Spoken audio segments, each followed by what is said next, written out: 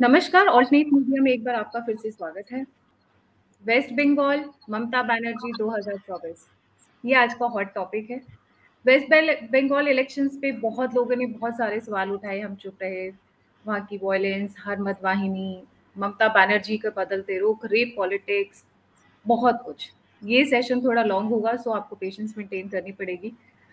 बहुत important questions को ही please raise करिएगा सो दैट मैं उन्हें ले पाऊँ और मैं आपको निराश ना करूँ। इस टॉपिक पर बात करने के लिए मेरे फेवरेट डॉक्टर गौरव प्रधान सर। सर, आपका ऑल्टरनेट मीडिया में फिर से एक बार स्वागत है। नमस्ते, जय हिंद आपके सभी दर्शकों। जी सर। सर, पहला क्वेश्चन जो मैं आपके साथ लेना चाहूंगी वो ये है कि आपने मुझे कुछ टाइम पहले जनवरी के आसपास कहा था कि गायत्री, ये बहुत अच्छा होगा कि अगर बीजेपी 100 सीट से ज्यादा क्रॉस ना करे वेस्ट बंगाल में। तो इसके पीछे क्या आपका थॉट प्रोसेस था? इसके पीछे थॉट प्रोसेस मेरा वही था जो पिछले बिहार चुनाव के वक्त था, जब भाजपा हार गई थी और हम लोगों के बीच में जो मतलब जो हमारा ग्रुप है, हम लोगों के बीच में एक ये अंडरस्टैंडिंग बनी थी सारा इवैल्यूएशन करने के बाद, हमारे मित्रों के द्वारा बंगाल ट्रैवल करने के बाद, कि भाजपा को ज़्यादा से ज़्यादा 100 सीटें मिलेंगी और उसकी भी उम्मीद थोड़ी कम ही थी। जो की एरिया थे वो जीतने जरूरी थे, जो भाजपा ऑलरेडी जीत गई। दूसरी बात ये, जैसे मैं तो हमेशा ये कह रहा था भाजपा मेजोरिटी में आएगी, 200 प्लस आएगी, तो वो हौसला बनाने का काम भी करना पड़ता है, क्योंकि मुझे टीआरपी तो चाहिए नहीं और अपनी वाहवाही चाहिए नहीं कि मैं सही हो गया या गलत हो गया, उससे मुझे कोई मतलब नहीं पड़ता। लेकिन जो लोग काम कर रहे हैं उनका तो हौसला पस्त करने का मेरी जिम्मेदारी है कि उनका हौसला पस्त ना किया जाए। इसलिए मैं पूरे नंबर बोलता रहा, लेकिन ये सभी को पता था। और इसका उदाहरण ये है कि आखिरी के 3 चरण में जब मोदी जी और अमित शाह ने रैली नहीं करी, कैंसिल कर दी और उसको ये बोला गया कि कोरोना की वजह से करा गया, तो वो कोई कोरोना की वजह से नहीं करा गया। वो इसलिए करा गया क्योंकि हमें कंफर्म था कि अब इससे ज़्यादा सीटें नहीं आएंगी, टाइम वेस्ट करने का कोई मतलब नहीं। और अगर हमें कैंसिल करनी है तो उसको अपर हैंड लेके कैंसिल करा जाए हाई पीक पे। तो कोरोना का नाम लेके करा गया कि जो कुछ और थोड़ा बहुत मिल सकता है वो वहाँ से मिल जाएगा, ऐसे करेंगे। तो हायर मॉरल ग्राउंड लेके कर दिया था। तो ये बात सही है कि मैंने आपसे कहा था, और आप ही से नहीं, प्राइवेटली मैंने बहुत सारे मित्र हैं जो जिनसे मैं बात करता हूँ, उनको मैंने सही फिगर बताई, क्योंकि सही फिगर केवल मैं प्राइवेट मित्रों को ही बताता हूँ, प्राइवेटली पब्लिक में कभी नहीं बोलता। अब मैं नहीं बोलता, पहले मैं बता देता था, अब मैं नहीं बोलता। मेरा कोई उसमें दिलचस्पी नहीं है इलेक्शन प्रिडिक्शन में करने में। तो ये है आपके प्रश्न का जवाब।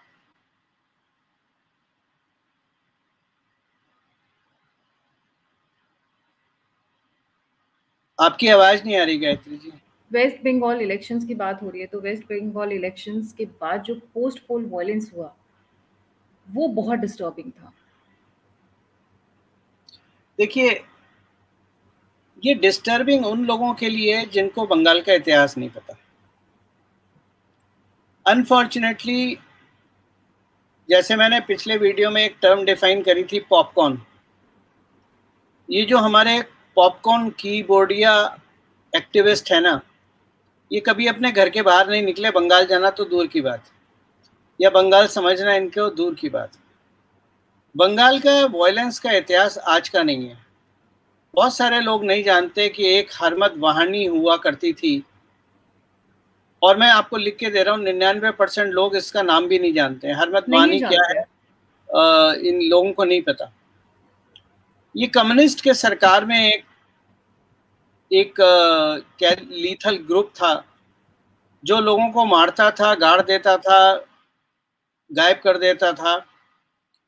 ताकि कानून का इनके ऊपर कोई शिकंजा ना कसा जाए। और ये पॉलिटिकल ग्रुप था लेफ्ट का, या कह लें पॉलिटिकल आर्म थी लेफ्ट की। जब ममता बनर्जी ने चुनाव लड़ा पहली बार, तो वो जानती थी कि हमें हरमत वानी से मुकाबला है, तो उन्होंने अपना किलर ग्रुप बनाया और किलर ग्रुप के माध्यम से ही मारकाट करके उन्होंने भी अपनी सत्ता हासिल करी। टाटा नैनो का प्लांट ले लीजिए, वहां से शुरू हुई थी उनकी, ठीक है, जो जिस तरह से उन्होंने काम करा था, तो उनको वो जरिया मिला। लेकिन ममता बनर्जी के जीतने के बाद जो ममता बनर्जी ने एक काम करा कि जो हरमत वानी थी वो सारी की सारी अपने पेरोल पे ले ली। अब सरकार में ममता बनर्जी बैठी हैं। देखिए लेफ्ट में क्या था, लेफ्ट में किसी एक की सरकार थी, लेकिन लेफ्ट की पार्टी देश के कई जगह थी, लेकिन ममता बनर्जी पार्टी की नेता हैं, टीएमसी की करता धरता है।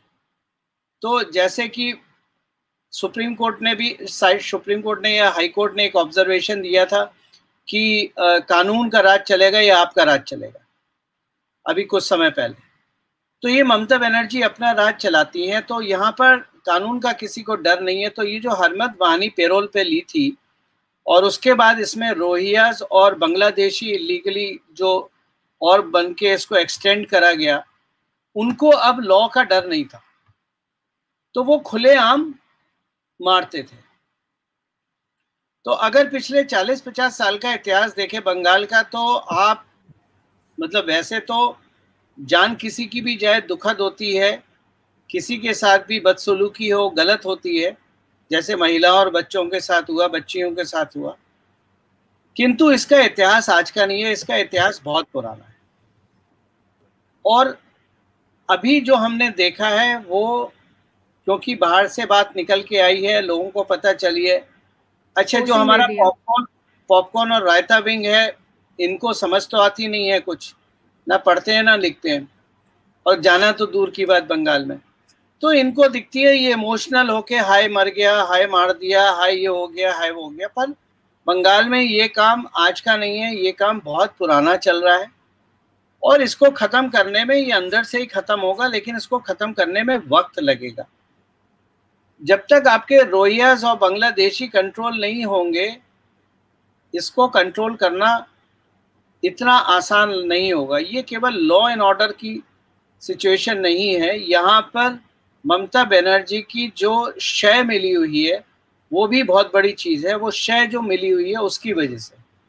और दूसरा जो कारण है, जो बंगाल के हिंदू हैं, भद्रलोक, जो खास तौर से जो चार मीनार फूंकने, सिगरेट फूंकने वाले और दारू फूंकने वाले जो हिंदू हैं, जिनको इंटेलेक्चुअलिज्म से फुर्सत नहीं मिलती है, सिगरेट के धुएं में सारी इंटेलेक्चुअलिज्म निकालते हैं, उनको कोई फर्क नहीं पड़ता, क्योंकि वो वैसे ही लेफ्ट के समय से चलते चले आ रहे हैं और ये सेकुलर हिंदू हैं। तो बंगाल इतना आसान नहीं है, मैंने पहले भी कहा था। और जब मैंने आपसे और लोगों से, अपने मित्रों से बात करी थी जनवरी में, और ये मैंने लिखा भी था चुनाव के बीच में, कि हम बंगाल एक बार को हार जाएं, हमें असम नहीं हारना है, क्योंकि हमारी प्रायोरिटी असम जीतने की थी। बंगाल हार जाएं, जीत जाएं तो बहुत अच्छी बात है, लेकिन हार जाएं तो कोई प्रॉब्लम नहीं है। और अगर बंगाल हम जीत जाते तो एक तरह से हमारे लिए 2024 थोड़ा मुश्किल हो जाता। पॉलिटिकली 2024 हमारे लिए मुश्किल था।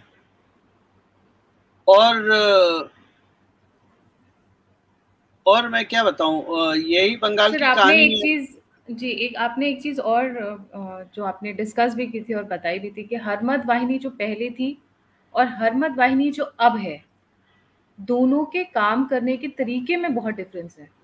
हाँ, पहले वो छिप के काम करते थे, अभी क्योंकि देखिए, क्योंकि टीएमसी जो है बंगाल की पार्टी है, ममता बनर्जी उसकी मुख्य हैं, और ममता बनर्जी की छत्र छाया में वो पार्टी चलती है, और ममता बनर्जी बंगाल की चीफ मिनिस्टर है।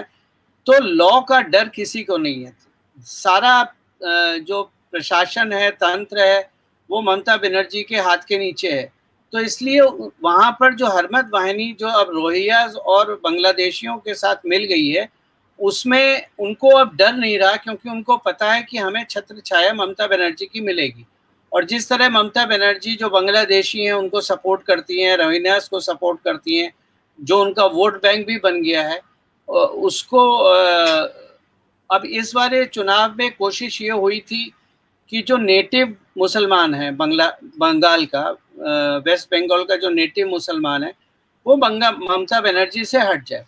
लेकिन उसके लिए एक कांड करा गया, इस्लाम को गाली दी गई, और मुसलमान चाहे रोहिंग्या हो, बांग्लादेशी हो या आपका नेटिव हो, अगर आप इस्लाम को गाली दोगे तो वो पोलराइज हो जाता है।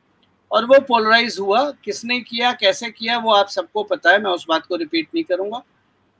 वो पोलराइज हुआ और एक तरफा वोटिंग हुई। तो जब हमें पता चल गया कि हमें अब 70-80 सीटों से ज़्यादा आगे जाना नहीं है, 100 सीटों से ज़्यादा आगे जाना नहीं है, तो उसमें समय बर्बाद करना ज़्यादा नहीं था। लेकिन आज की देश में हम हारे नहीं हैं।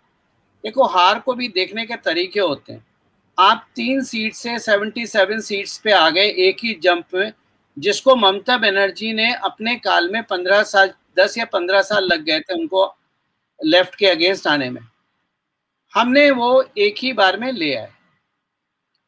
तो परफॉर्मेंस हमारी बुरी नहीं है। जो की एरिया था बंगाल के, वो हमने भाजपा के हाथ में सिक्योर कर लिए।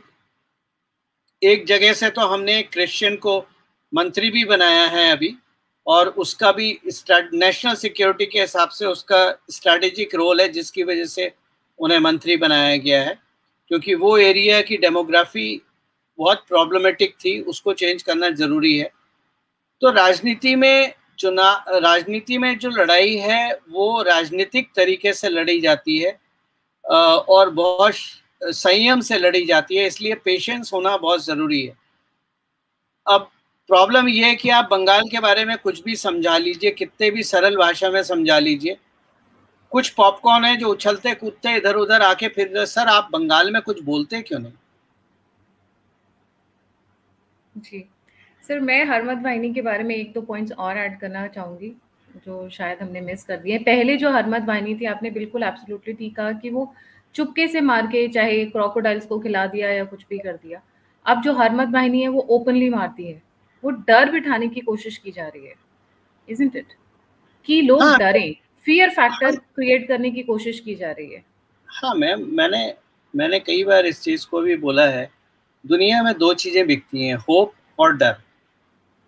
ठीक है, आप आज का राजनीतिक पटल अगर देख लें, राजनीतिक चेस बोर्ड अगर देख लें, तो भाजपा एक ऐसी पार्टी है जो डर की राजनीति नहीं करती है, होप की राजनीति करती है। जब आप डेवलपमेंट की बात करते हो, जब आप डेवलपमेंट की राजनीति करते हो, तो आप होप की राजनीति करते हो।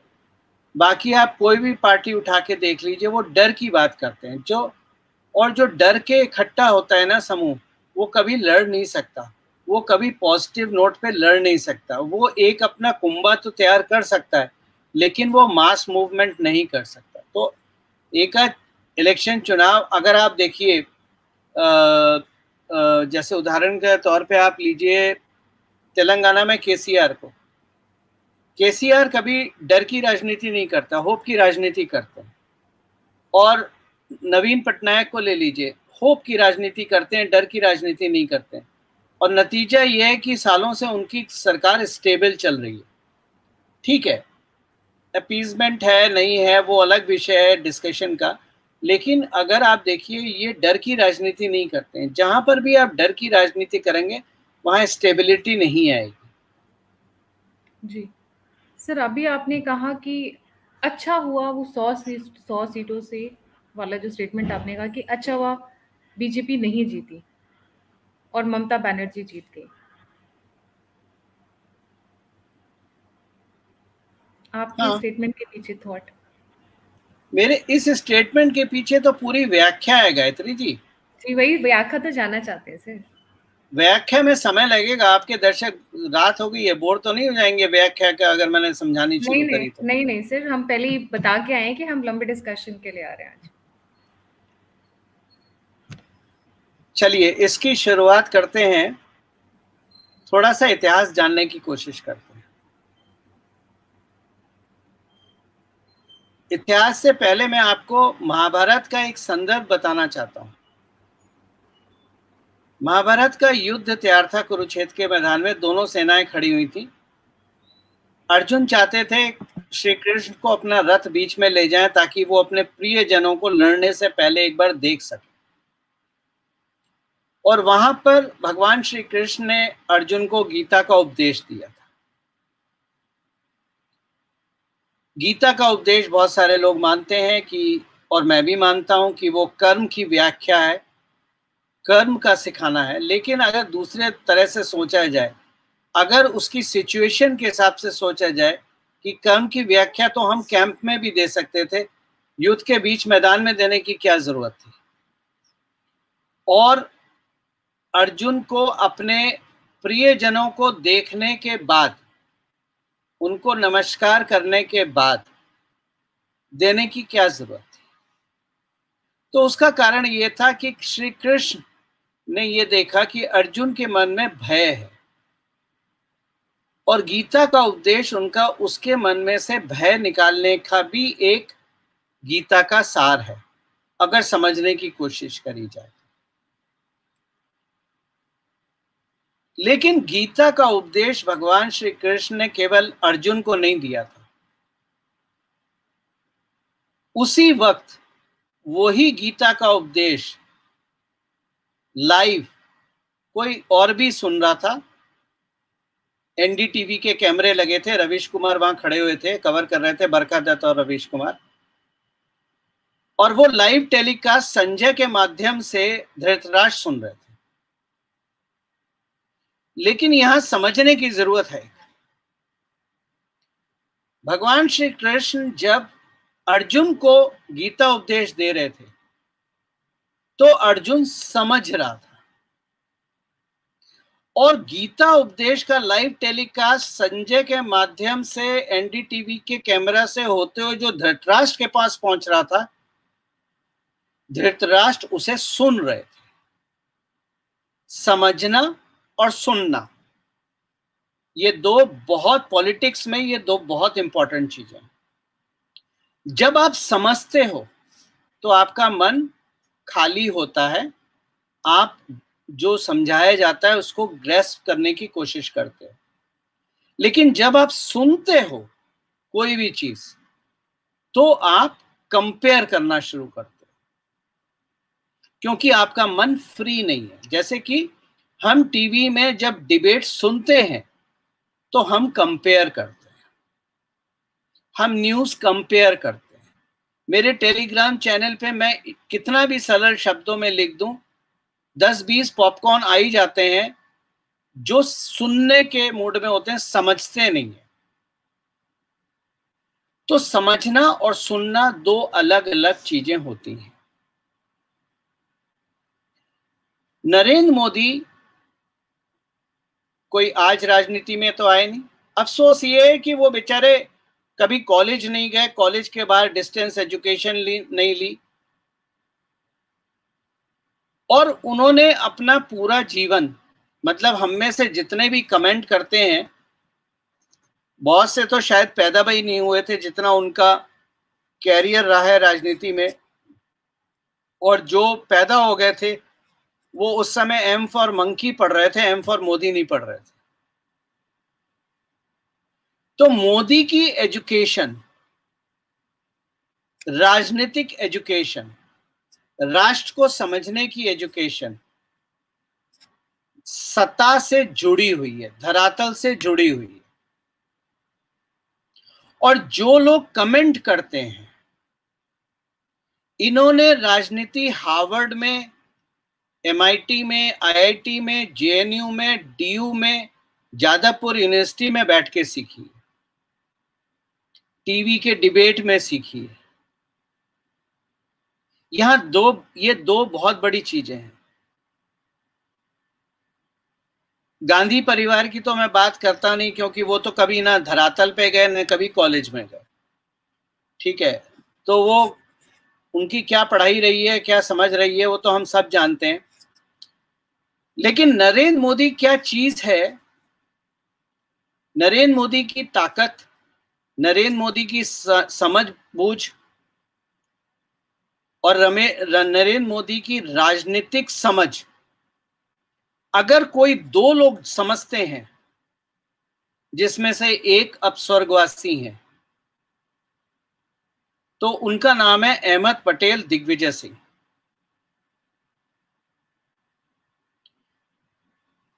1980 से मोदी गुजरात की राजनीति में, या 1970 के दशक से आए हैं। गुजरात में एक कहावत थी, देखो देखो कौन आया, गुजरात का शेर आया। ये तब की बात है जब नरेंद्र मोदी ना चीफ मिनिस्टर थे, मात्र एक प्रचारक थे, और प्रचारक के रूप में उन्हें संगठन खड़ा करने के लिए भाजपा में भेजा गया था, भाजपा गुजरात में। तो ये लर्निंग कर्व है मोदी के लिए। तो हम लोग जब टिप्पणी करते हैं यूट्यूब पे बैठ के, ट्विटर पे, फेसबुक पे, टीवी पे, तो हम ये बात भूल जाते हैं कि गीता का उपदेश अर्जुन ने समझा था, क्योंकि वो ग्राउंड पे खड़ा हुआ था, और गीता का उपदेश धृतराष्ट्र ने सुना था, क्योंकि वो कमरे में बैठा हुआ था। इस बात को अगर समझे कोई इंसान, तो राजनीति समझना आसान होगा। ये मोदी को ये समझ में आ गया कि गुजरात को स्टेबल करने के लिए बहुत सारे प्रोसेसेस करने जरूरी हैं। जो उनमें थोड़ी बहुत कमी थी, जो बिजनेस प्रोसेस, मैनेजमेंट स्टाइल इत्यादि इत्यादि, या कहें गवर्नेंस के बारे में, तो वो चीफ मिनिस्टर बनने के बाद 5 दिन के लिए अपने मंत्रियों के साथ IIM अहमदाबाद में कोर्स करने चले गए थे। मैंने आपके ही चैनल पे बताया था कि उस वक्त मैं भी वहीं था, क्योंकि मेरा भी शॉर्ट टर्म कोर्स चल रहा था। लेकिन हमें ये नहीं पता था, पॉलिटिक्स में हम थे नहीं, हम जानते नहीं थे। लाल बत्ती की गाड़ी तो जरूर आती थी, लेकिन हमें ये नहीं पता था कौन है क्या है, तो वी जस्ट इग्नोर्ड। लेकिन मेरा पूरा, और किसी को नहीं पता वो कोर्स में क्या था। मेरी उम्मीद ये है कि उसमें गवर्नेंस सिखाई होगी, पॉलिटिकल डेफिनेशन लिखना सिखाया, प्रॉब्लम डेफिनेशन लिखना सिखाया होगा, स्ट्रैटेजी सिखाई होगी, ब्लूप्रिंटिंग सिखाई होगी, इत्यादि इत्यादि। गुजरात में चीफ मिनिस्टर बनने के बाद भुज आया। भुज में उनकी लीडरशिप स्किल टेस्ट हुई कि वो एक एक बंदे के पास कैसे पहुंचते थे। 15 लाख शायद लोग बेघर हुए थे, ज्यादा हुए होंगे शायद। उनको रिहेबिलिटेट करना और भुज को ग्राउंड से, नींव से फिर से खड़ा करना, वो नरेंद्र मोदी की एक बहुत बड़ी कामयाबी थी।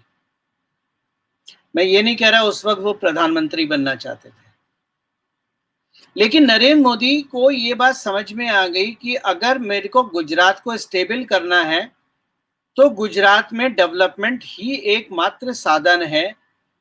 हिंदू मुस्लिम के उससे नहीं कर सकते, जो कि कांग्रेस की पॉलिटिक्स हुआ करती थी। और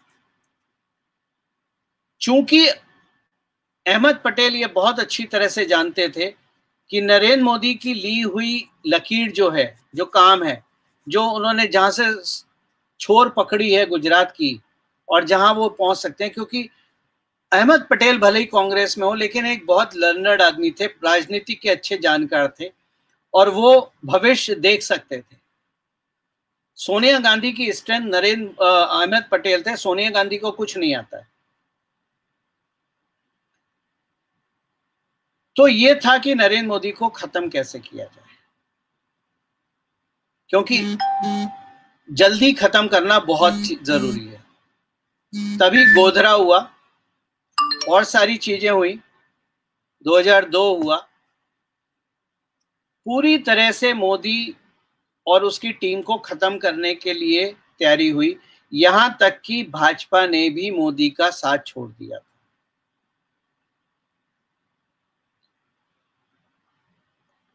अब मैं इसमें नहीं जाता डेवलपमेंट क्या हुआ, लेकिन आप सबके सामने है कि डेवलपमेंट हुआ। पिछले वाले एपिसोड में मैंने आपको बताया था कि दिग्विजय सिंह और नरेंद्र मोदी की जुगलबंदी कहाँ है।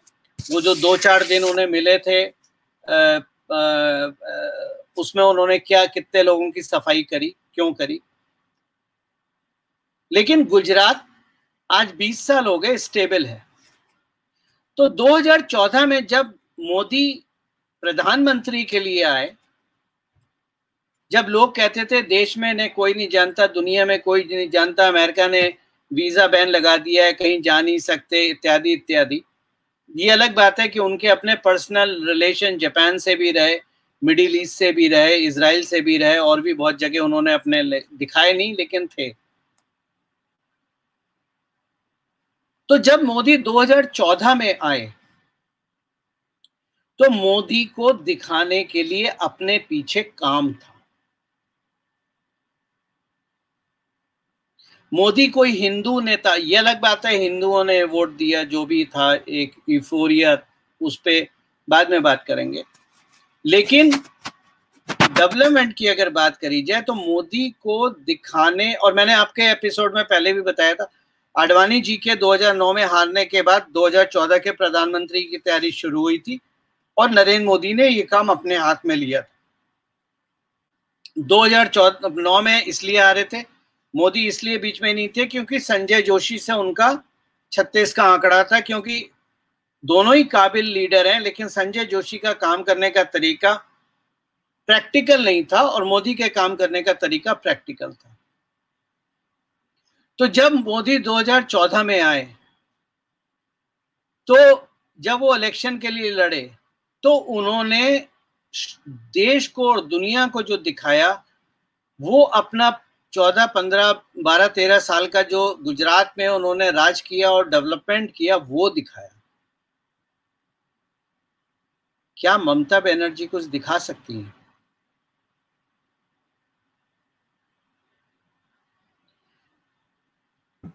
दो 2014 में चुनाव जीतने के बाद मोदी जी जानते थे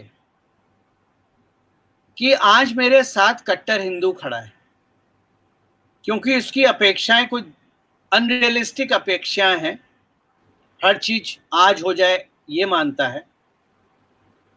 और वो ये भी जानते थे कि ये जो कट्टरवाद है ये ज्यादा दिन किसी के साथ नहीं टिकता। मतलब मोदी तो एक मानव है, कट्टर हिंदू भगवान के साथ भी हमेशा नहीं टिकता।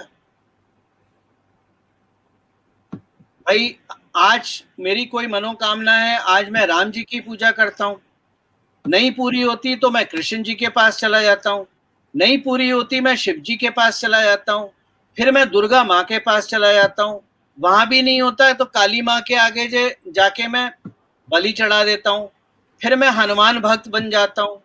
जब सारे ट्राई कर लिए और मनोकामना पूरी नहीं हुई तब मैं भगवान के एजेंटों के पास पहुंच जाता हूं जो पृथ्वी पे मौजूद हैं, जो करोड़पति हमारे एजेंट हैं, जो कथावाचक बन गए हैं, अल्लाह अकबर भी सिखाते हैं। वहां पर भी काम नहीं बना तो मैं चांद मियाँ के पास पहुंच जाता हूं, चांद मियाँ से भी काम नहीं बना, मेरी मनोकामना पूरी नहीं हुई तो मेरे पास ऐसे बाबा मौलवी हैं जो ताबीज देते हैं, मैं उनके पास भी चला जाता हूं। ताबीज से भी काम नहीं बने तो मैं उन लोगों के पास चला जाता हूं जो मेरे को काला जादू सिखाते हैं, जो नारियल देते हैं, वो बोलते हैं किसी के घर में डाल दो, पिंड बना के किसी के घर में डाल दो, उसका बुरा होगा तो तुम्हारा अच्छा हो जाएगा। तो हिंदुओं को सोचने की जरूरत है। हम अपने भगवान के साथ भी नहीं रह सकते, मोदी के साथ क्या रहेंगे? कोई भी अच्छा हिंदू, समझदार हिंदू इस बात को अच्छी तरह समझता है और शायद मोदी भी मेरे आकलन के हिसाब से ये चीज समझते हैं। इसीलिए उन्होंने अपनी सारी पिछले 7 साल और आगे आने वाले 3 साल उन्होंने खपा दिए किसानों के लिए, गरीबों के लिए, जो लोअर तबके पे हैं लोगों के लिए, क्योंकि उनके पीछे कुछ काम करोगे तो उनकी पीढ़ियां याद करती हैं।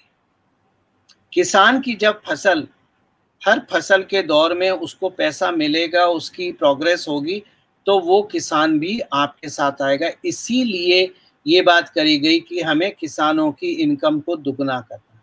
किसान की इनकम दुगनी करोगे तो व्यापारियों की भी इनकम बढ़ेगी, जब व्यापारियों की बढ़ेगी तो मध्यम वर्ग की भी बढ़ेगी। तो यही कौटिल्य अर्थशास्त्र होता है जिसका उन्होंने पालन करा। तो मैंने आपको बताया कि मोदी 2014 में कैसे बने। अब आप आ जाइए ममता जी के पास। प्रथम चुनाव उन्होंने नंदीग्राम में जीता, वो सॉरी जो टाटा नैनो की फैक्ट्री और जो हार्मद वाहिनी को उन्होंने लिया था उसके खिलाफ अपने लोग खड़े करके। लेकिन पिछले 10 साल में ममता बनर्जी ने कुछ नहीं किया। बंगाल और में अभी भी 8 आना चलता है। अगले 5 साल भी ममता बनर्जी को दिखाने के लिए कुछ नहीं है। तो जो हम 2024 की बात करते हैं, तो 24 में मोदी का काम और ममता की नफरत की राजनीति चलेगी, क्योंकि लोग आकलन करेंगे कि ममता जी आप अगर चुनाव लड़ रही हैं प्रधानमंत्री के लिए तो आपने करा क्या? आप बंगाल में तो कुछ दिखाइए। और आप लिख के रख लीजिए 2024 के चुनाव में ममता बनर्जी अगर पीएम कैंडिडेट होंगी तो गुजरात के डेवलपमेंट की बात उठेगी, कंपैरिजन वहां आएगा। अब सवाल यह है, आपने चेस खेला है? जो ग्रैंड मास्टर होता है ना, वो अपनी चौसठ बिछाता है, अपनी चाल चलता है, आपको मजबूर करता है कि उसके हिसाब से आप अपनी चाल चलो, और वो बाजी जीतता है, तभी उसको ग्रैंड मास्टर बोला जाता है।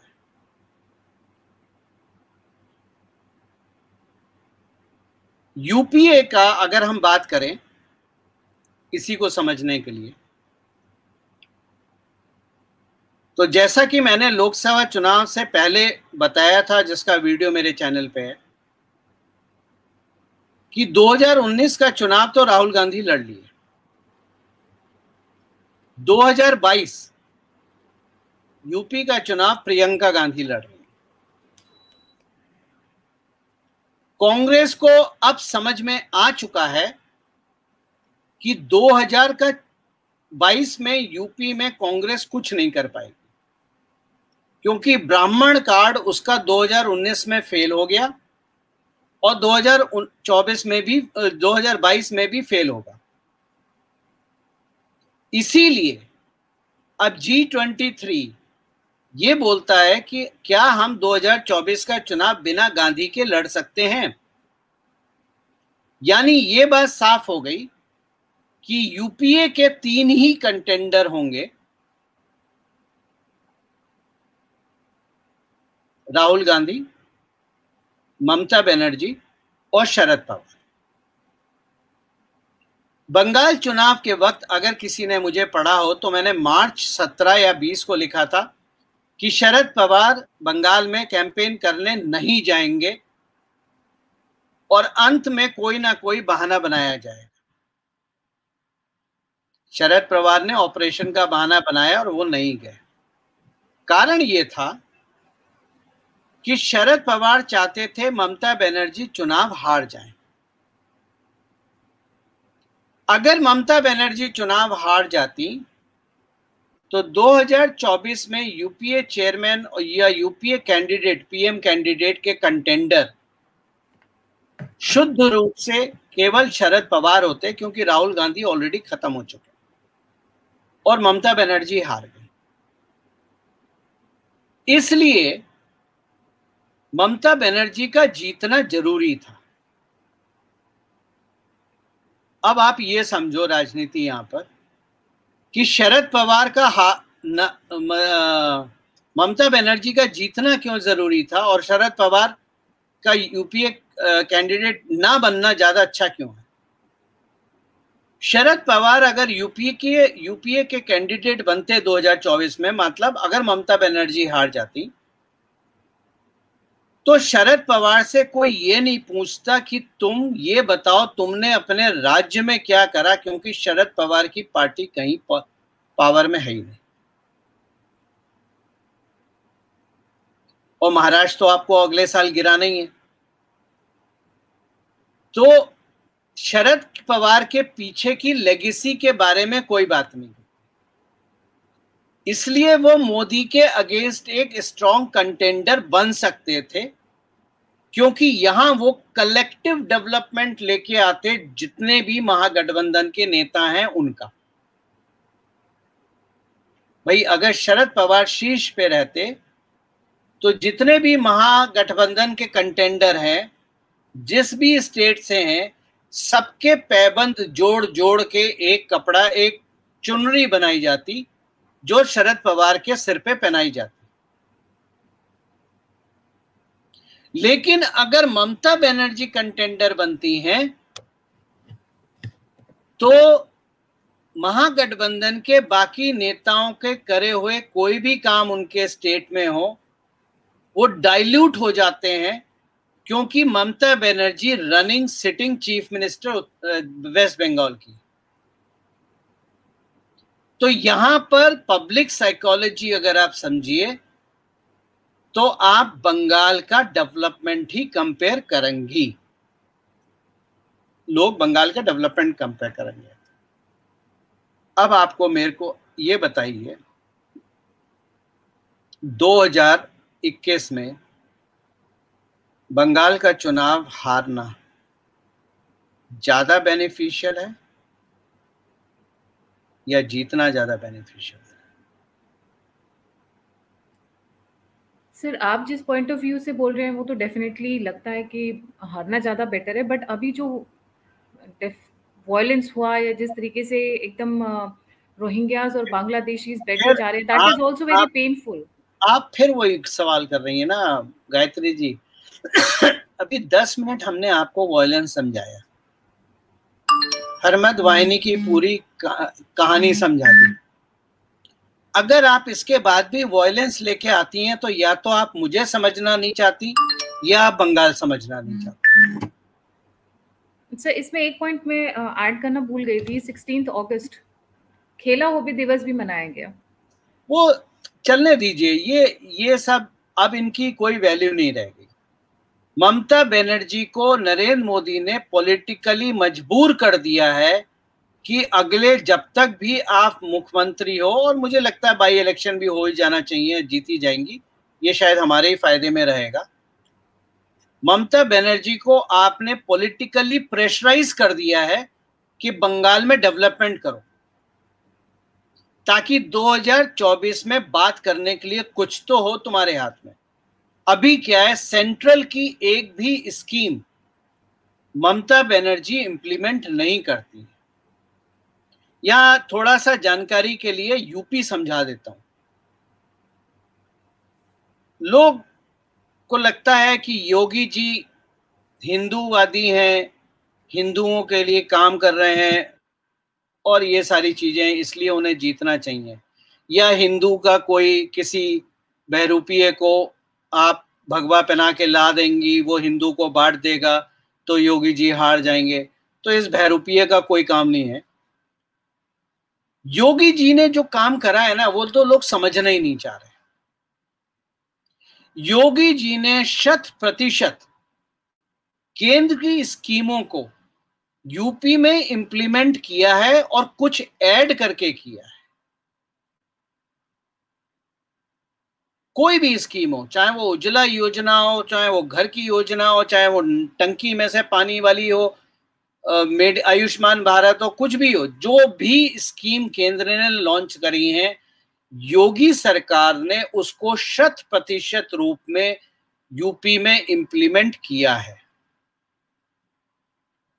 तो यूपी का जो एक बहुत बड़ा वर्ग, जो बुनकर समाज है मुसलमानों का, वो योगी के साथ खड़ा है। जो गरीब तबके का आदमी है, जो किसान है, वो कहता है चलो योगी को हटा दें, अखिलेश को, मायावती को फिर ले आए। लेकिन वो ये जानता है कि अगर मैंने ये करा तो जो टंकी में से मेरे पानी आ रहा है ना, जनधन अकाउंट में और सब जगह, वो बंद हो जाएगा। तो उसको जो फ्री राशन मिल रहा है, उसको जो जनधन अकाउंट से पैसे मिल रहे हैं, उसको जो डीबीटी अकाउंट से डायरेक्ट ट्रांसफर हो रही है, उसको जो मेडिकल कवर मिल रहा है, वो सब बंद हो जाएगा। ये वो अच्छी तरह से जानता है, तो उसमें हिम्मत नहीं है रिस्क लेने की। तो कई बार क्या होता है, मैं जैसे हमेशा बोलता हूं कि हिंदू मुस्लिम को का पर्दा हटा के भी राजनीति समझने की जरूरत है। असली राजनीति हिंदू मुस्लिम का पर्दा हटा के सोचने की। जो पॉपकॉर्न है, जैसे अभी मैंने एक टेलीग्राम में शेयर किया, वो ई वीजा पे सबको बुला लो, मतलब इन लोगों को, ये जो सो कॉल्ड कट्टर है ना, क्या है, भारत चुनौतियों से परेशान नहीं है, भारत डैश डैश डैश से परेशान है।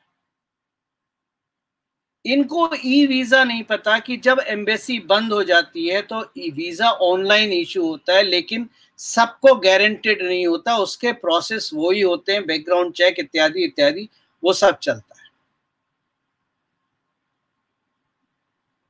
तो आपको अगर वहां से कुछ लोग बुलाने हैं निगोसिएशन के लिए, बातचीत के लिए, पॉलिटिक्स के लिए, पॉलिटिकल निगोसिएशन के लिए, तो आपको ई वीजा तो इशू करने पड़ेंगे ना, तभी तो वो आएंगे भैया। बिना वीजा के चले आएंगे या भारत में आके ठप्पा लगाओगे?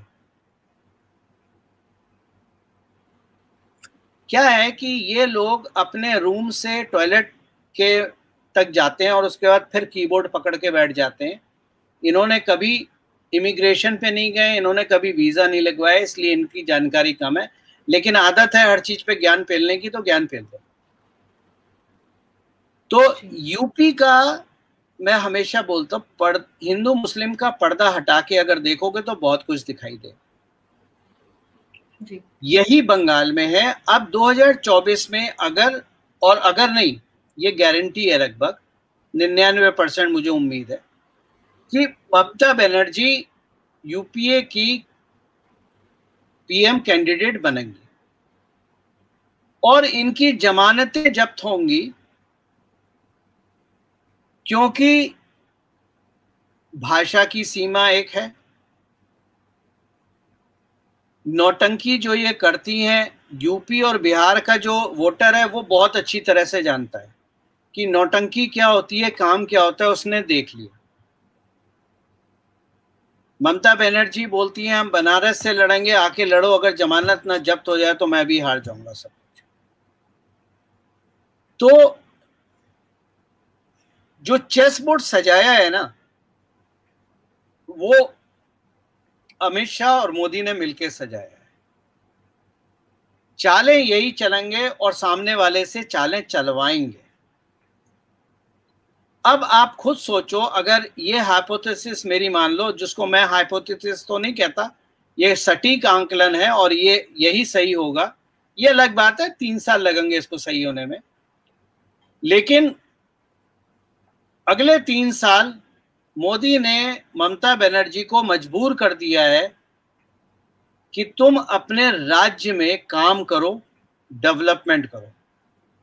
और ये अगर मोदी की स्कीमें, केंद्र की स्कीमें लॉन्च करेंगी तो इनकी राजनीति हिल जाएगी, क्योंकि इनकी राजनीति तो केंद्र को गालियां देने पर टिकी हुई है। और अगर नहीं करेंगी तो इनके पास दिखाने को कुछ नहीं होगा। तो आप खुद समझो, इसी को तो चेकमेट कहते हैं। अब आप खेलोगे वो जो हम खेलना चाहते हैं, आपके हिसाब से हम नहीं खेलेंगे, हमारे हिसाब से आप खेलोगे। तो ये है बंगाल की पूरी राजनीति 2024 तक की।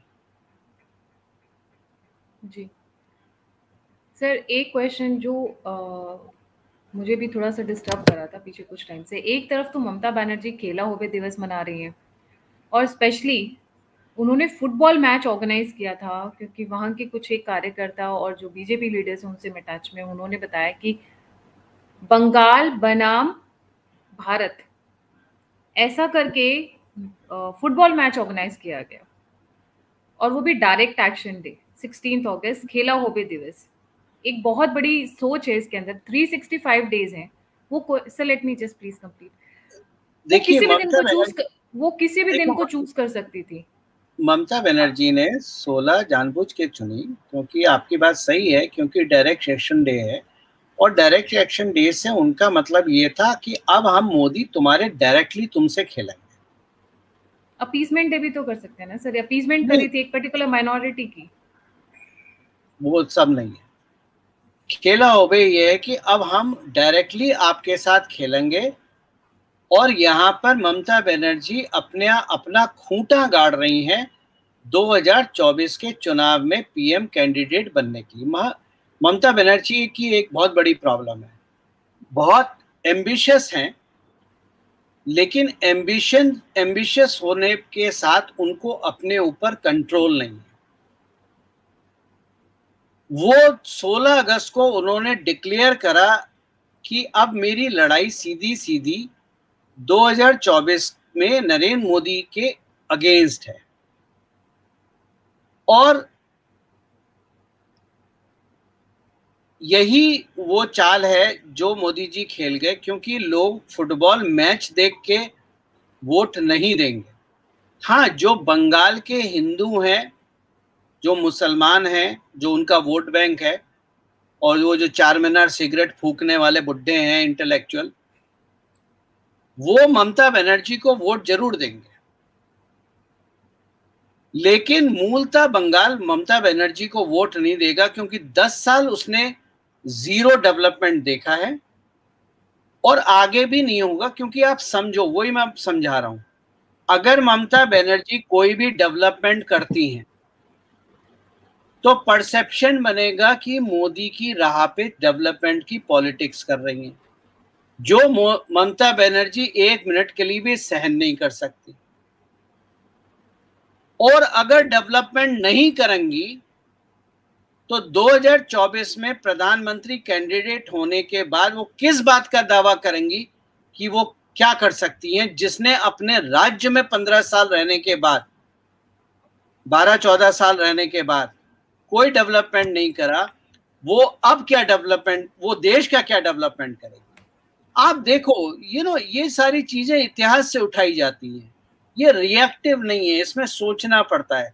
12-13 साल 14 साल मोदी का गुजरात डेवलपमेंट, वही 12-13 साल ममता बनर्जी का बंगाल डेवलपमेंट, ये कंपेयर होंगे 2024 में, ये कंपैरिजन आएगा। तो मोदी जी ने क्या करा है, राजनीतिक रूप से ममता बनर्जी के राजनीतिक कैरियर का काउंटडाउन शुरू कर दिया। हमेशा एक चीज मैं बोलता हूं, मोदी राजनीतिक रूप से घसीट घसीट के मारते हैं। राजनीति में जेल भेजना, ये करना वो करना, इसीलिए सुप्रीम कोर्ट में मोदी जी की सरकार ने ममता बनर्जी के खिलाफ अपने वकील अपेयर नहीं होने दिए, क्योंकि उन्होंने ममता बनर्जी को ढील दी। जितनी आप ममता बनर्जी को अभी ढील दोगे, ये उतना ही पागलों की तरह बिहेव करना शुरू करेंगी, उतने ही गुरूर में आएंगी। देखो, जब पावर अंदर घुस जाती है ना इंसान के, कि मैं बहुत पावरफुल हूं, देखो मेरे खिलाफ कुछ नहीं करा। और इसीलिए मैं कह रहा हूं, बाई इलेक्शन भी शायद हो जाए, अगर हो जाते हैं तो बहुत अच्छी बात है। और बाई इलेक्शन में भी ममता बनर्जी जीत ही जाएंगी। उसका मुख्य कारण ये होगा कि आप जब ढील देते हो तो आप उसकी एरोगेंस को और बढ़ा देते हो। जब एरोगेंस और बढ़ जाती है तो दिमाग से काम नहीं लिया जाता है, ठीक है। तो आने वाले समय में आपको ममता बनर्जी की एरोगेंस बढ़ती हुई दिखेगी, अगर भगवान ने उन्हें सद्बुद्धि ना दी। दूसरी चीज जो आप देखेंगे, वो ममता बनर्जी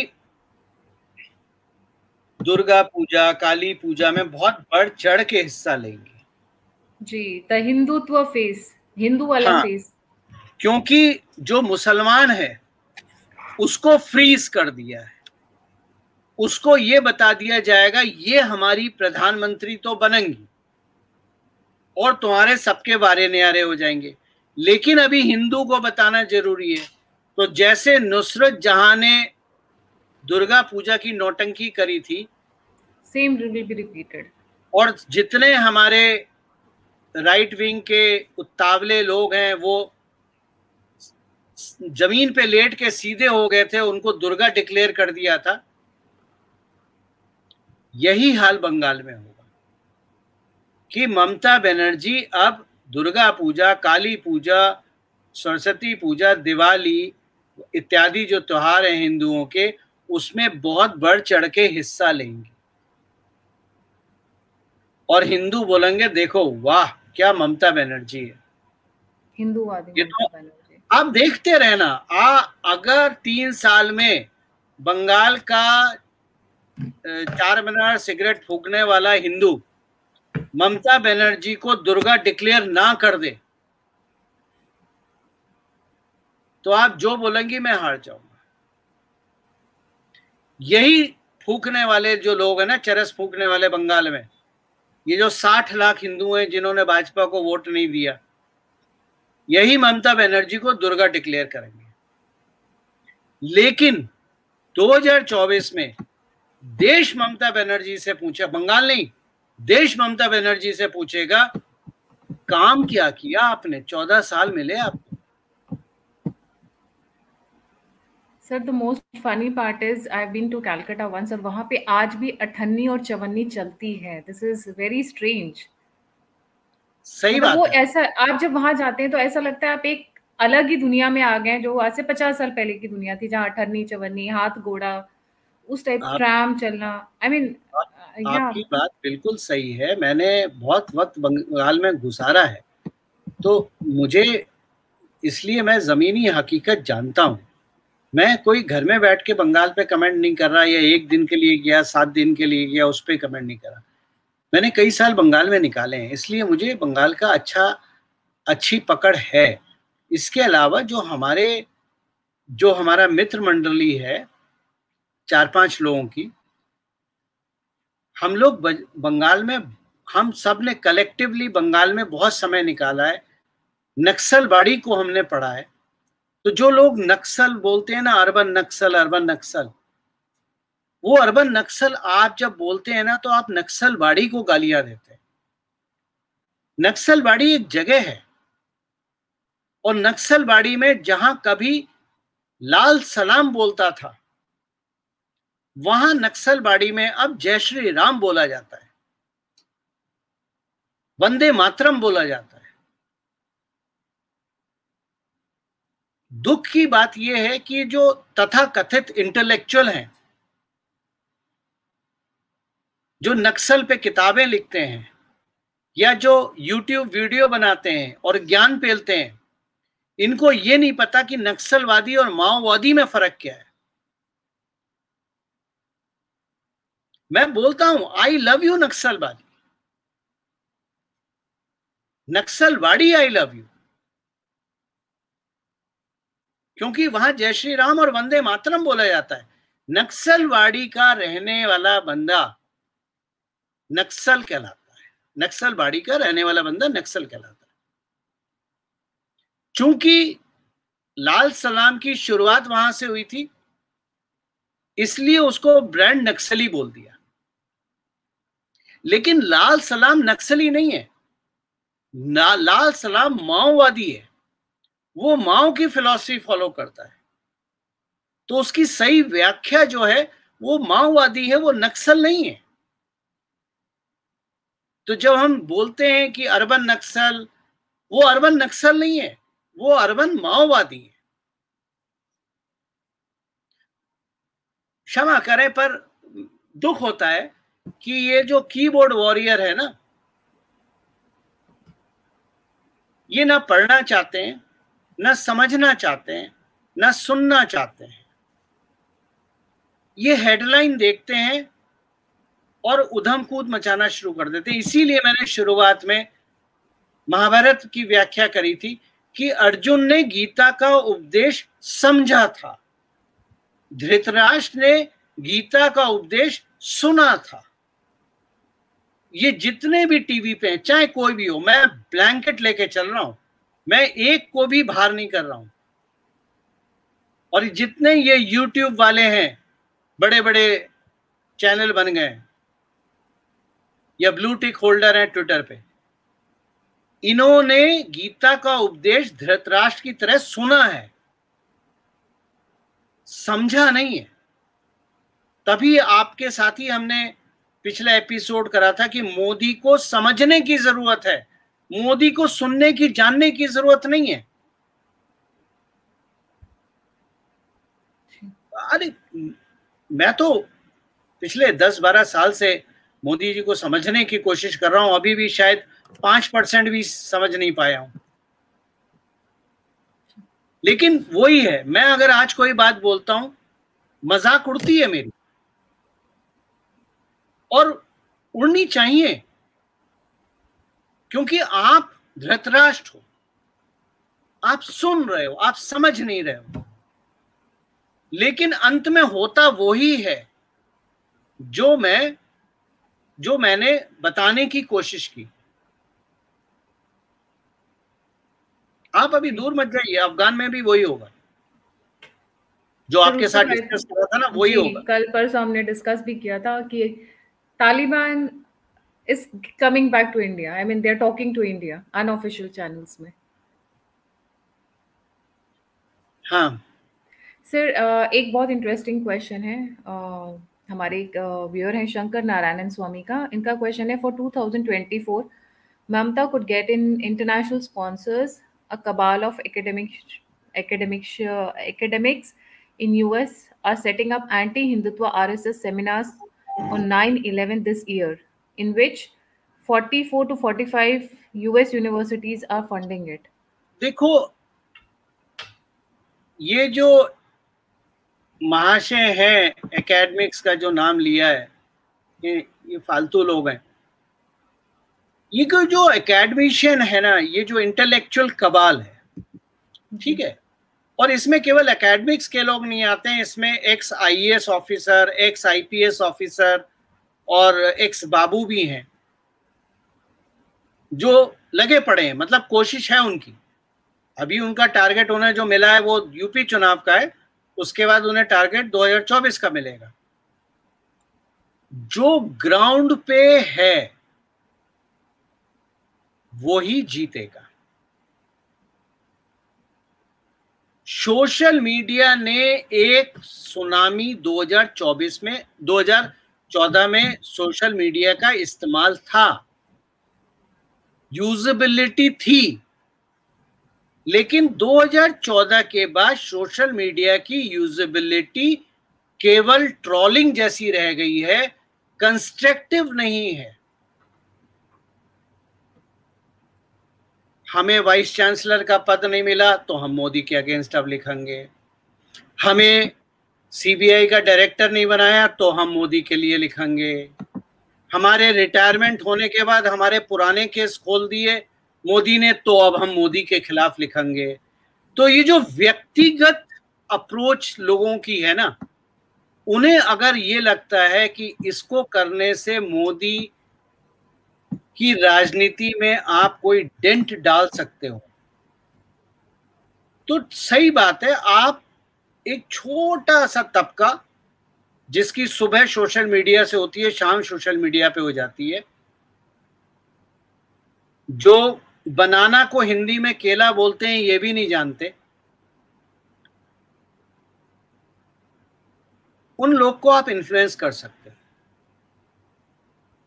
लेकिन भारत में 70%, 80% वोट वहां से आता है जिसको इस वक्त फ्री राशन मिल रहा है दिवाली तक। 80% भारत का वोटर वो है जिनको जो फ्री इंजेक्शंस लग रहे हैं, जिंदगी बदल रही है। वो एंटरप्रेन्योर है जिसको मुद्रा लोन मिल रहा है, वो गरीब है जिसको अपना ठेला लगाने के लिए अब बैंक के चक्कर नहीं लगाने बल्कि शान से उसे लोन मिलता है। तो जो बदलाव, सिस्टमैटिक स्ट्रक्चरल चेंजेस भारत में हो रहे हैं, ये इतने बुनियादी चेंजेस हैं कि हिंदू मुस्लिम के नाम पे, कास्ट के नाम पे रिजर्वेशन के नाम पे धीरे धीरे लड़वाना 2024 का चुनाव कई मायनों में भारत की राजनीति का एक बहुत 2014 का एक टर्निंग पॉइंट था, जिसको मैं हमेशा बोलता हूं भारत आजाद हुआ था। 2024 का चुनाव एक लैंडमार्क चुनाव होगा, और लैंडमार्क चुनाव इस तरीके से भी होगा कि भारत प्रथम बार गांधी मुक्त राजनीति देखेगा। गांधियों से निजात, छुटकारा 75-74 साल बाद भारत को 2024 में मिलेगा, और यह बहुत बड़ा बदलाव है। हम नहीं चाहते कांग्रेस खत्म हो, अपोजिशन भारत की जरूरत है, अच्छा अपोजिशन होना चाहिए, लेकिन गांधी मुक्त अपोजिशन होना चाहिए, गांधी मुक्त कांग्रेस होनी चाहिए।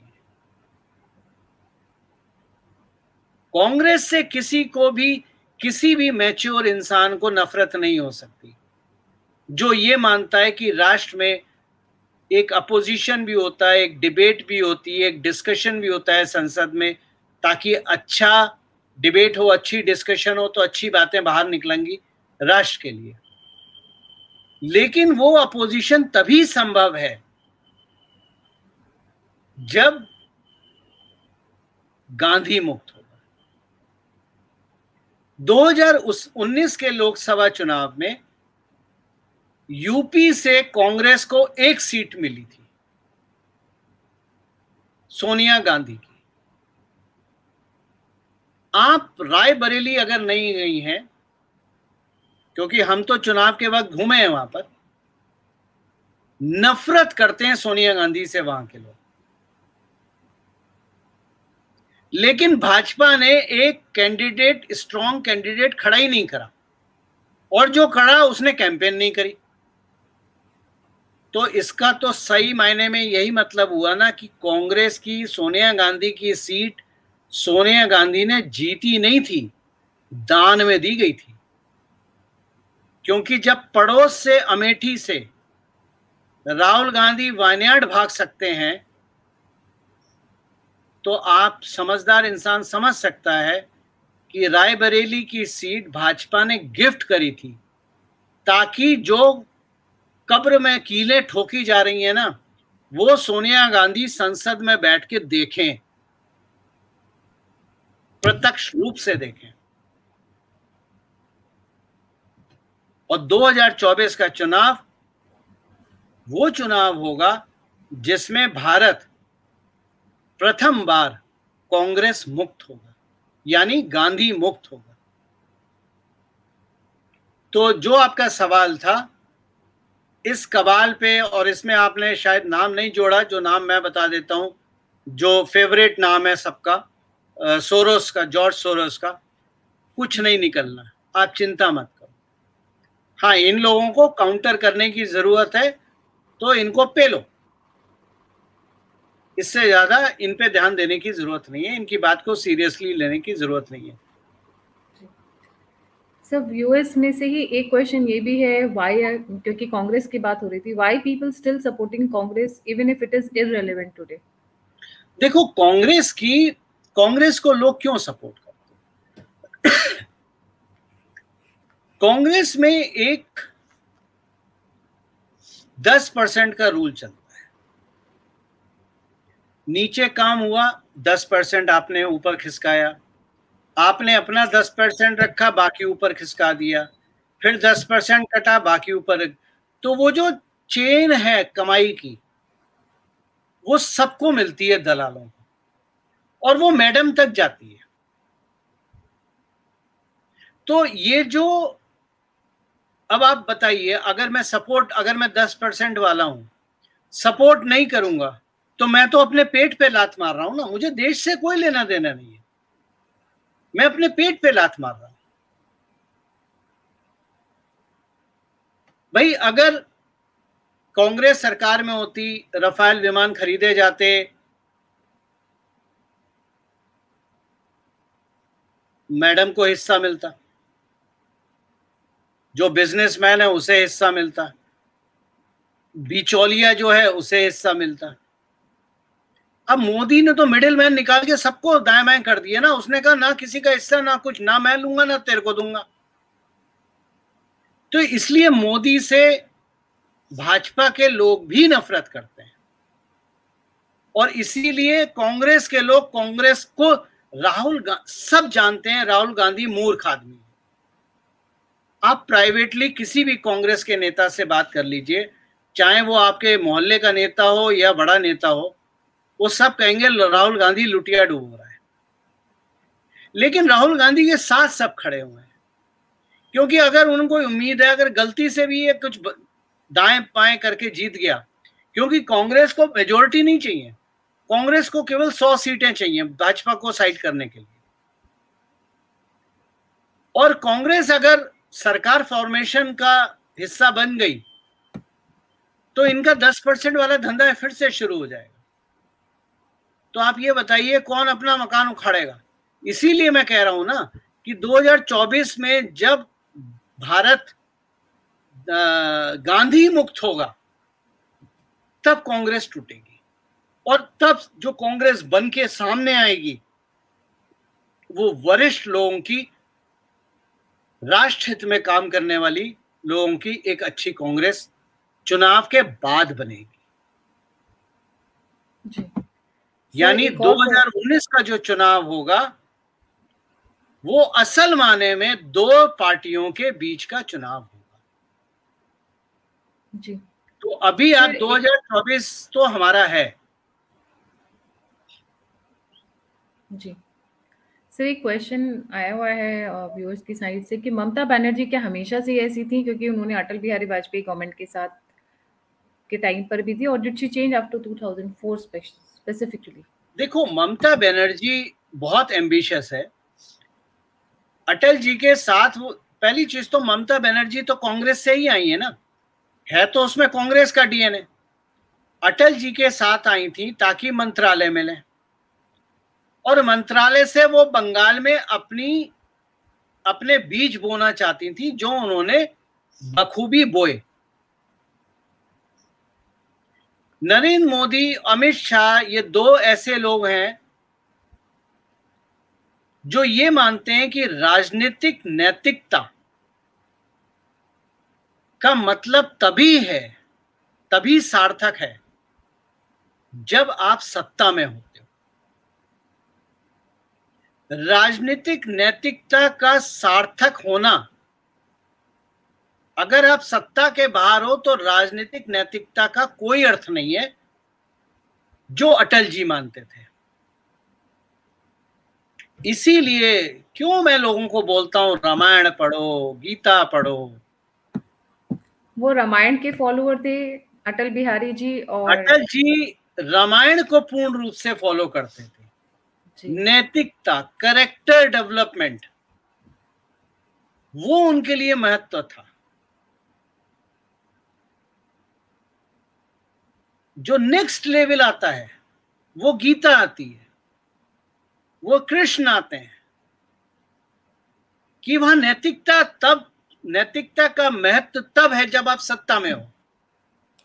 वरना युधिष्ठिर कितना भी सत्यवादी हो, कौन सा पहाड़ खोद लिया उन्होंने, लेकिन जब युद्ध में उन्होंने झूठ बोला, जो झूठ नहीं बोला, सही बोला, लेकिन लगा झूठ बोला,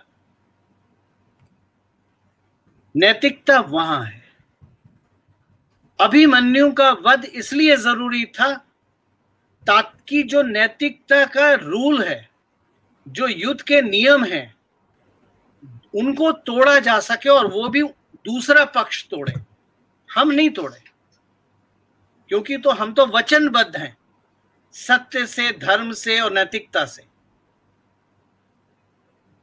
अगर वो रूल नहीं टूटते महाभारत के युद्ध के, तो 10 अर्जुन मिलके भी युद्ध नहीं जीत सकते थे। इसलिए अभिमन्यु का वध जरूरी था। मैं जब लोगों को बोलता हूं ना, रामायण का अध्ययन करो, गीता का अध्ययन करो, चाणक्य नीति का अध्ययन करो, तो इसलिए नहीं बोलता हूं कि आपको धार्मिक बनाओ, और इसलिए नहीं बोलता हूं कि आपको संस्कृत आती है आप संस्कृत सीखो। आज के टाइम में उनका अर्थ समझो, जो तब हुआ उसकी उपयोगिता आज के समय में कहां पर है वो समझो, ताकि वो जो गाइडिंग प्रिंसिपल्स उसके हैं वो आज के समय में आपको गाइड कर सके। आप मोदी के कार्यकाल का कोई भी खंड उठा के देख लीजिए, रूल हमेशा विपक्ष ने तोड़े।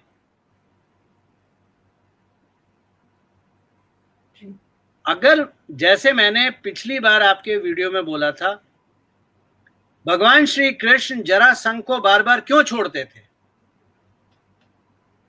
वो इसलिए छोड़ते थे ताकि जरासंध नफरत से भरा हुआ है, वो जाए और 10 लोगों को, अपने दुश्मन जो भगवान श्री कृष्ण के दुश्मन है, उनको फिर से इकट्ठा करके लाए और भगवान को कहीं जाना ना पड़े और वो वहीं खड़े खड़े अपने दुश्मनों का संहार कर। अगर जरासंध को मार देते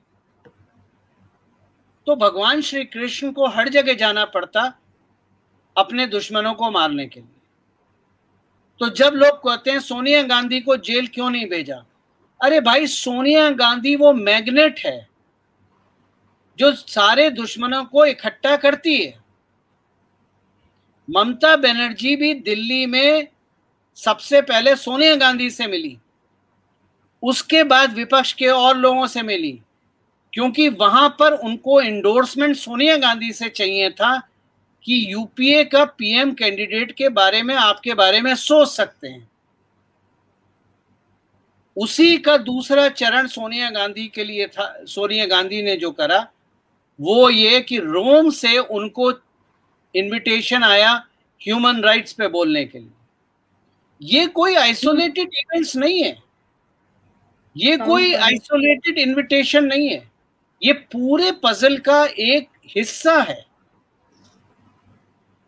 राजनीति समझने के लिए ठंडा दिमाग चाहिए, अनबाइज दिमाग चाहिए, और सबसे पहले हिंदू मुस्लिम को निकाल के बाहर कर दो, क्योंकि हिंदू मुस्लिम की राजनीति का समय खत्म हो गया।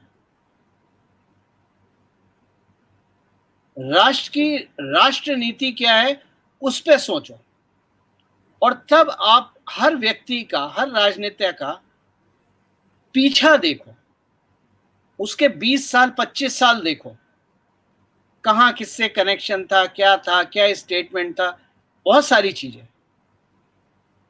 तो जो शरद पवार की बात आती है, शरद पवार ने ममता बनर्जी के चुनाव में इसीलिए कैंपेन नहीं करा। भाई अपनी पोजीशन कोई कैसे डाइल्यूट कर लेगा जब वो खुद ही पीएम एम्बिशन है उनका। तो जी सर, क्योंकि आपने एक पॉइंट कहा कि उनको जेल नहीं भेजा या सोनिया गांधी को टारगेट जानबूझकर नहीं करती है मोदी गवर्नमेंट, उस पर डेफिनेटली एक मैं भी ऐड करना चाहूंगी कि साउथ अफ्रीका में यही गलती कर दी थी वहां के लीडर्स ने कि ऑपोजिशन लीडर को जेल भेज दिया और सारे राइट्स शुरू हो गए जो पूरी दुनिया ने देखा। तो डेफिनेटली जेल भेजना is like giving a second life to the leader. Gayatri ji, आप तो साउथ अफ्रीका के पड़ोस में रहते हो ना, जाम्बिया में। मैं साउथ अफ्रीका में 10 साल रह के आया। गुप्ता ब्रदर्स के घर पे मैंने खाना भी खाया है, डिनर पे भी इनविटेशन है मेरा। जुमा से भी कई बार मिला हूं। टॉमम बेकी जो प्रधानमंत्री राष्ट्रपति थे उससे पहले, उनके ऑफिस में भी काम करा है। तो साउथ अफ्रीकन राजनीति के बारे में तो बात ही मत कहो, वो तो मैं बहुत अच्छी तरह से जानता हूँ। Sir next question, I will take the questions fast. हमारे एक व्यूअर हैं जिन्होंने ये क्वेश्चन किया कि क्या वेस्ट बंगाल को बाइफरकेट या ट्राइफरकेट कर दिया जाएगा, और फेट ऑफ बंगाल और कम्युनिस्ट क्या होगा? अरे पता नहीं, लोग जम्मू कश्मीर को बाइफरकेट करे तो अब बंगाल को बाइफरकेट कर दो, ऐसे थोड़ी ना होता है भाई। ये इंटेलेक्चुअलों की भाषा है, गौरव प्रधान आपको कभी नहीं कहेगा। ये इंटेलेक्चुअल कह सकते हैं कि तोड़ दो, काट दो, हटा दो, प्रेसिडेंट रूल लगा दो, ना आगे पीछे सोचो ना कुछ करो। अगर प्रेसिडेंट रूल लगा दिए तो ममता बनर्जी को जीवन दान मिल जाएगा भाई। हमें जीवन दान ही तो नहीं देना है उन्हें, हमें तो अब उन्हें फोर्स करना है कि अगले 4 साल काम करो, तुम 24 में दिखाओ तुमने क्या करा, क्योंकि देश तुमसे पूछेगा और हम तुमसे पूछवाएंगे देश के माध्यम से कि तुमने काम क्या करा। तो ये 356 प्रेसिडेंट रूल, राज्य को तोड़ना मेरी समझ के बाहर है। सर, आज का आखिरी क्वेश्चन ये है कि मोदी और बांग्लादेश में काफी अच्छे इक्वेशंस है, तो इसका वेस्ट बंगाल पे कोई पॉजिटिव या नेगेटिव असर होगा? पॉजिटिव असर ही होगा, नेगेटिव असर नहीं होगा। जब मोदी जी वेस्ट बंगाल बांग्लादेश गए थे, मैंने आपको क्या बोला था लोगों को टेलीग्राम चैनल पे, तो जो झूठ की कंपनियां हैं उसमें इन्वेस्ट कर दो। कुछ लोगों ने मेरी बात मानी, इन्वेस्ट करा, डबल प्रॉफिट कमा रहे हैं आज। और जिन लोगों ने मेरे से सवाल करे उनके लिए तो बस वही है, अब पछताए हो क्या जब चिड़ियां चुग गई खेत। देखो, वेस्ट बंगाल हौजरी का अड्डा है। ये सारी हौजरी भारत के विभिन्न राज्यों से निकल के कांग्रेस की पॉलिसीज के कारण बांग्लादेश पहुंच गई। अगर, और ये ऐसा नहीं है कि हौजरी वहां पहुंच गई तो हमारी जीडीपी अफेक्ट होगी, हम बिगड़ जाएंगे, हमारे पास बहुत सारे तरीके हैं। लेकिन बांग्लादेश को अगर आप हौजरी सपोर्ट करते हो, बांग्लादेश को आप वो मान देते हो, सपोर्ट देते हो, तो यही बांग्लादेश पाकिस्तान के खिलाफ काम करेगा। तो राजनीति आप लोग देखते हो एक हेडलाइन पढ़ के। मैं हेडलाइन पढ़ने के बाद डिटेल पढ़ता हूँ, सो जाता हूँ, 4 दिन बाद उस पर उठता हूँ, फिर सोचना शुरू करता हूँ। और इसीलिए लोग मेरे को पूछते रहते हैं, मैं हमेशा बोलता हूँ शांत रहो, जवाब दूंगा, बताऊंगा, लेकिन अपने समय से। मुझे 10 सोशल मीडिया के लोगों को पढ़ने की और देखने की जरूरत या सुनने की जरूरत नहीं है। मैं अपने दिमाग से लिखूंगा, समय से लिखूंगा, समय लेके लिखूंगा, लेकिन जो लिखूंगा मैं ये तो गारंटी नहीं कर सकता 100%, लेकिन 90% वही सच होगा। क्योंकि राजनीति भी एक साइंस है, आपको सारे पजल आपस में जोड़नी पड़ती है। अब आपने कभी नहीं सोचा मोदी के 13 साल गुजरात के सीएम और ममता बनर्जी के 13-14 साल वेस्ट बंगाल के सीएम, कभी सोचा किसी ने कि ये भी कोई बात कर सकता है कंपेयर करने की? तो ममता बनर्जी का 2024 में दिखाने के लिए क्या होगा, सवाल ये है। वो देश को क्या दिखाएंगी? खेला होबे दिखाएंगी, रोहिया मुसलमान दिखाएंगी, अपने बकरुद्दीन जैसे एमएलए एमपी दिखाएंगी, या बंगाल में कितनी इंडस्ट्री लगी, कितनों को नौकरी मिली, कितनों को किसान का पैसा मिला, कितनों को डीबीटी हुआ, कितनों का किसान निधि में पैसा आया, ये बताएंगे। तो ममता बनर्जी शतरंज की चाल में बहुत बुरी तरह से फंस गई हैं। इसीलिए 2024 में एक नॉन अपोनेंट के अगेंस्ट लड़ना ज्यादा आसान है। और चूंकि वो इतनी एम्बिशियस हैं, वो जरासंघ का रोल प्ले करेंगी और सारे इधर उधर जितने भी हैं सबको इकट्ठा करके लाएंगी, और एक यूनाइटेड यूपीए के साथ लड़ना ज्यादा आसान है और ज्यादा प्रैक्टिकल है as compare to fighting against fragmented opposition. Sir, ऐसा नहीं लगता कि ममता बनर्जी को पीएम डिक्लेयर करने के साथ 2024 ऑलरेडी डिक्लेयर हो चुका है रिजल्ट? मैम इलेक्शन रिजल्ट तो डिक्लेयर्ड है, लेकिन अगर मान लीजिए मैं ममता बनर्जी की जगह हूं तो मैं पता है क्या करूंगा, मैं अपने एम्बिशन को 5 साल और के लिए पोस्टपोन करूंगा। मैं इस 5 साल में बंगाल को वो दूंगा जो केंद्र दे रहा है, और उसमें एडिशन करूंगा, अपना अपना इनोवेशन लगाऊंगा, और फिर आगे के चुनाव में 29 में जाके ट्रैक रिकॉर्ड जब मेरा होगा तो मैं शोकेस करूंगा। लेकिन क्या होता है, कुछ तो you need to have a background to compare. जब ब्लाइंड एम्बिशन होता है तो इंसान अंधा हो जाता है। ममता बनर्जी में ब्लाइंड एम्बिशन है और एक एरोगेंस है। तो मैं तो यही कहूंगा, मुंह में रसगुल्ला खाओ और ऐड करो और करते रहो भैया, बंगालियों तुम्हारा कुछ नहीं हो सकता। वो और मैं सारे बंगालियों को नहीं कह रहा हूँ, प्लीज बुरा मत मानना, मैं सभी बंगालियों को नहीं कह रहा हूँ, मैं उनको कह रहा हूँ वो जो 4 मीनार सिगरेट फूकने वाले बैठे रहते हैं ना, इंटेलेक्चुअल, पाइप और सिगार और 4 मीनार सिगरेट फूकने वाले कलकत्ता में, वो क्लास को कह रहा हूँ, क्योंकि वो क्लास कभी सुधरने वाली नहीं है, उसकी जनरेशन भी सुधरने वाली नहीं है। जी सर, यहाँ पे मैं एक पॉइंट ऐड करना चाहूंगी कि बीइंग अ वुमन, जो उन्होंने इनसेंसिटिविटी रेप विक्टिम्स के लिए दिखाई है, चाहे it was not only post pole violence, उससे पहले भी कई ऐसे रेप के केसेस आए जहां पे वो खुलेआम कहती हैं इसने तो रेट लिया होगा, अरे ये झूठ बोल रही है, ये रेप विक्टिम नहीं है, अपनी मर्जी से गई होगी।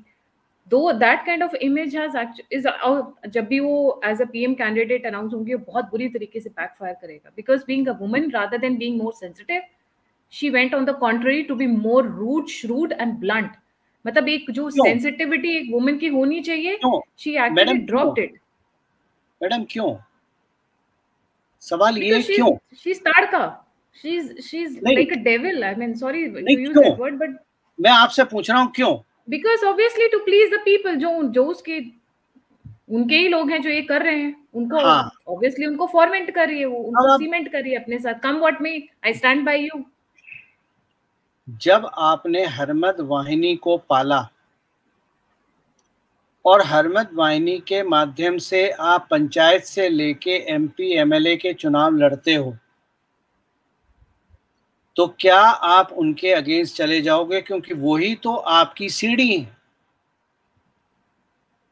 अगर हरमद वाहिनी को काट दोगे या उनके खिलाफ, भाई मैंने अभी आपको क्या समझाया, लेफ्ट नहीं शुरू करी थी हरमद वाहिनी, छिप के काम करते थे ताकि लॉ के नजर में ना आए, लेकिन ममता बनर्जी ने ऐसा नहीं करा खुलेआम, क्योंकि ममता बनर्जी ही लॉ है।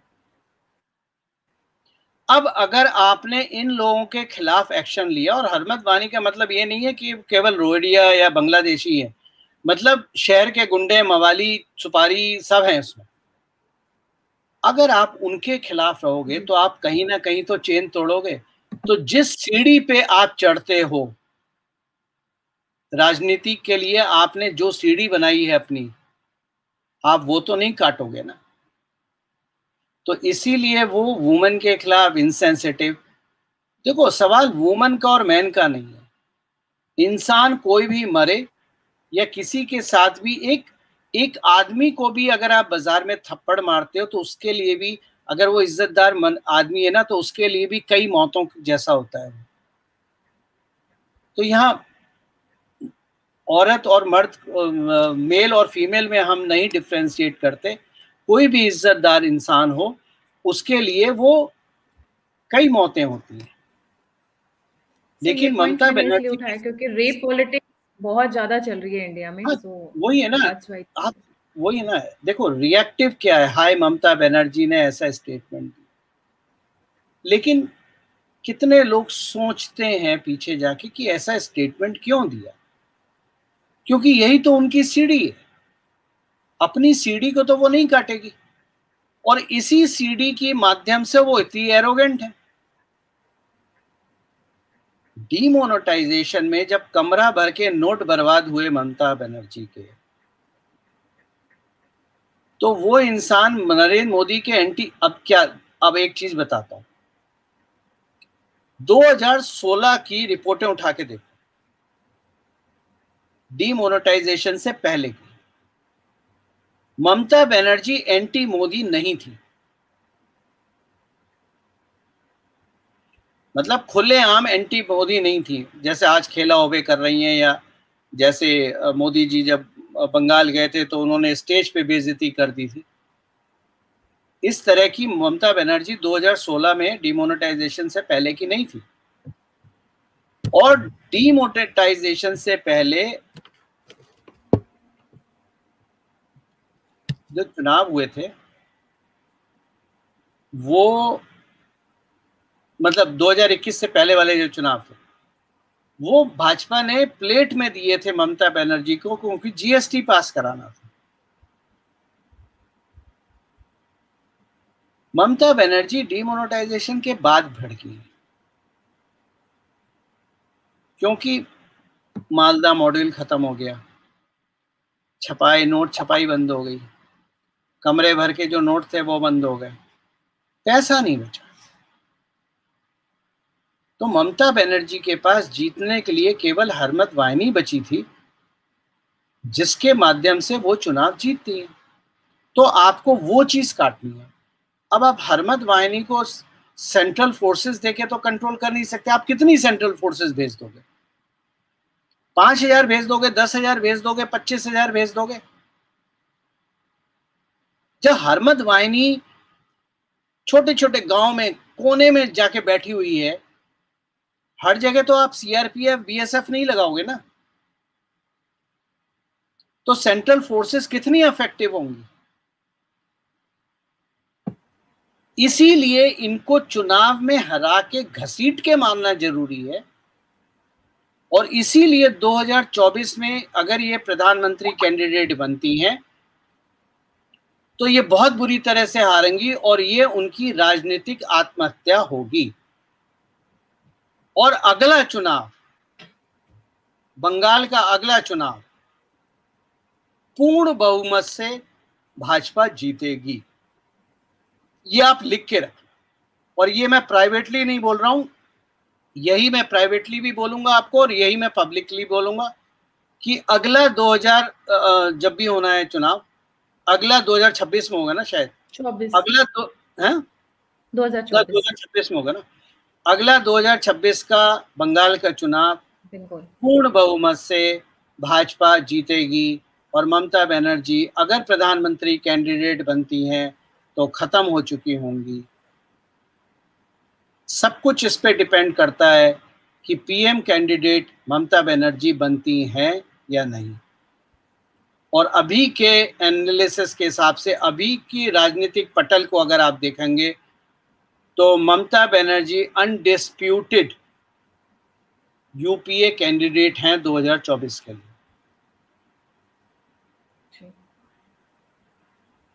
सर, आज का सेशन बहुत इंटरेस्टिंग था और काफ़ी लंबा खिंचा, बहुत मज़ा आया, काफ़ी इंटरेस्टिंग इंसाइट्स मिले जो हमने पहले मिस कर दिए थे इन अ होलिस्टिक वे। मैं सभी देखने वालों से प्लीज़ एक बार रिक्वेस्ट करूंगी कि प्लीज़ लाइक, सब्सक्राइब और शेयर करना ना भूलें। गौरव प्रधान सर रात 1.5 घंटे से बैठ के समझा रहे हैं, तो प्लीज़ उसका थोड़ा सा तो हमें बेनिफिट मिलना चाहिए। सर, आप कुछ कहना चाहेंगे जाने से पहले? एक लाइन। मैं यही कहूंगा कि आप लोग उतावले मत हुआ करो, ठंडे दिमाग से सोचा करो, पॉपकॉर्न मत बनो। देखो यार, उससे कोई फायदा नहीं बनता। आपको क्या लगता है किसी को गाली देना, ट्रोल करना, बदतमीजी करना, आपको लगता है कि उससे चुनाव पे असर पड़ेगा? आपको लगता है हिंदुओं को लड़वाना और किसी ढोंगी को भगवा पहना के हिंदू का माई बाप बना देने से आप हिंदुओं के वोट काट लोगे? तो आपकी एक बहुत बड़ी मूर्खता है, बचपना है। मूर्खता तो नहीं कहूंगा, आपकी बचपना है। इससे बाहर निकलो। और देखो, वीडियो हम रोज तो नहीं बना सकते, खासतौर से मैं रोज नहीं आ सकता, क्योंकि बोलने में बहुत ताकत लगती है, एनर्जी लगती है। 1.5-2 घंटे बोलना मजाक नहीं होता। आप मेरे टेलीग्राम चैनल पढ़ो, शॉर्ट में, डिटेल में, 4 लाइनों में, हर तरह से मैं समझाने की कोशिश करता हूँ। समझा देता हूँ, जितना मुझे आता है उतना मैं समझा देता हूँ। मैं ये तो नहीं कहता मुझे सब कुछ आता है, लेकिन जो भी मुझे आता है, जो भी मेरी छोटी मोटी सोच समझती है, उसको सरल शब्दों में मैं समझा देता हूँ। तो आप टेलीग्राम पे फॉलो करो। ट्विटर पे मैं नहीं हूँ, फेसबुक पे मैं नहीं हूँ, कहीं पर भी नहीं हूँ, केवल टेलीग्राम पे हूँ। तो वहाँ आप मुझे फॉलो कर सकते हैं। जी, मैं कमेंट सेक्शन में आपका टेलीग्राम चैनल पिन कर दूंगी, जिससे जितने भी व्यूअर्स हैं उनको आसानी से मिल सके। जी, तो अच्छा गायत्री इसी जी, इसी के साथ सर, जय हिंद, जय श्री राम। जय श्री राम। जय श्री